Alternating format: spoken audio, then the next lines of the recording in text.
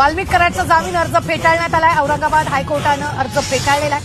3 दिवसांपासून अर्जावर सुनावणी सुरू होती। वाल्मिक कराड यांच्या जामीन अर्जावर औरंगाबाद हायकोर्टात 3 दिवस सुनावणी झाली आहे। यावेळी सरकारी पक्ष आणि देशमुख कुटुंबियांच्या वकिलांनी वाल्मिक कराडला जामीन मिळू नये अशी विनंती कोर्टाला केली होती।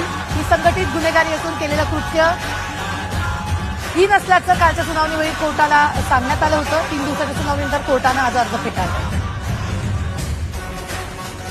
त्यांच्या वकिलांनी काही मुद्दे उपस्थित केले परत एकदा की सीडीआर रेकॉर्ड अवेलेबल नाही आहे, ते त्यात डायरेक्ट इन्व्हॉल्वमेंट वाल्मिक कराडची या गुन्ह्यामध्ये नाही आहे। या अशा 2-3 मुद्द्यावर त्यांनी युक्तिवाद केला। तो युक्तिवाद मान्य उच्च न्यायालयाने ऐकून घेतला, पण तो फेटाळला आणि तुम्हाला जामीन अर्ज फेटाळला म्हणून सांगितलं। तुम्हाला आदेश हवाय की तो विड्रॉ करताय म्हणून त्यांनी एकदा त्यांच्या पक्षकारांकडून इन्स्ट्रक्शन घेण्यास सांगितले। त्यानंतर त्यांनी न्यायालयाला सांगितलं की आम्हाला आदेश हवाय म्हणून जामीन अर्ज फेटाळण्याचा। कोर्टाने जामीन अर्ज फेटाळलाय। महाराष्ट्र